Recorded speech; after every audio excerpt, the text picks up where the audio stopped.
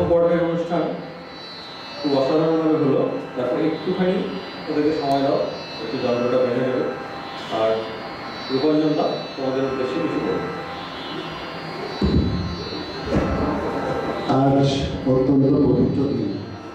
সেই পবিত্র দিনে যখন একটা অনুষ্ঠান চলছে, দুজনেই আমাদের অতি প্রিয় ভাই, আমাদের ভাই, তোমাদের শিক্ষক।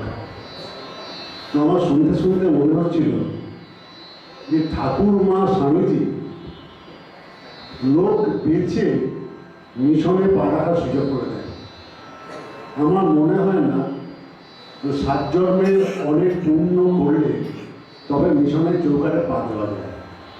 এবং ওরা খুব বেছে বেছে লোক মিশনে নিয়ে আসে, যারা ত্যাগী, যারা সেবার প্রতি। দুজন আমাদের কাছে শিক্ষক, সারাদিন পড়ান বকেন, কিন্তু এদের যে সুপ্ত প্রতিভাটা লুকিয়ে আছে এবং সেটাকে বিকশিত করার ব্যবস্থা স্বয়ং ঠাকুর মা স্বামীজি ভাড়া নিয়েছেন এদের লক্ষ্যে। এরা এখান থেকেই একদিন উল্কা সম হয়ে সারা বিশ্বে হয়তো ছড়িয়ে পড়বে। অসাধারণ লাগছে অনুষ্ঠানটা। অনুষ্ঠানের আগে আমরা জানতে পারলাম যে কি ত্যাগ, কি তিতিক্ষার ফলে রামকৃষ্ণ মিশন তৈরি হয়েছে এবং সেই স্বামীজির সঙ্গে ঘর ছাড়া সন্ন্যাসীদের অপরিসীম ত্যাগের ফলে ত্যাগের সুফল আমরা পাচ্ছি আজকে। সেটা তোমাদের অনুধাবন করতে হবে। যে মিশন নিয়ে ওরা এগিয়েছিলেন, সেই মিশনের ফসল হচ্ছে তোমরা। তোমরা এখান থেকে পাস করে বেরিয়ে যাবে, কিন্তু তোমাদের গায়ে কিন্তু মিশনের এই সুগন্ধ লেগে থাকবে। সেটা তোমরা সারা জীবন বহন করার চেষ্টা করবে। রঞ্জিতদা বললেন যে এই যে গান বাজনা তোমরা শোনো, গান বাজনা করো, এটা সব ছেলে পায় না।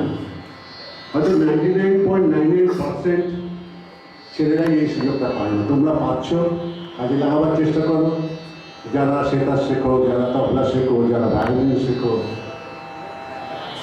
তারা দেখবে এইটাই একদিন তোমার জীবনে চলার পথে বড় সঙ্গী হয়ে যাবে।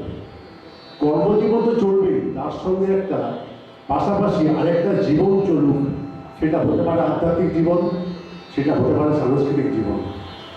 সংস্কৃতি না থাকলে মন বিকশিত হবে না। শুধু চাকরি করলাম, খেলাম, দিলাম, সংসার করলাম, মন কিন্তু বিকশিত হবে। মন বিকশিত করার জন্য সংস্কৃতি চাই। সেটা হতে পারে লেখা, সেটা হতে পারে বাঁশি, সেটা হতে পারে গান বাজনা, হতে পারে খেলাধুলো, হতে পারে নাচ, নাটক, আবৃত্তি, সব কিছু।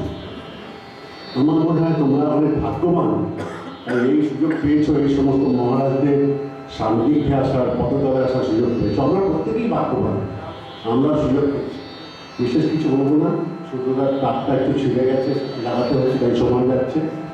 সূর্যদাকে বলবো এবার একটু ঘুম বাজাতে, যেটা সুবিধে হবে আমাদের শুনতে, কারণ আমরা তো অত উচ্চবর্গের সঙ্গীত অনুভব করি, বুঝি, ভালোবাসি।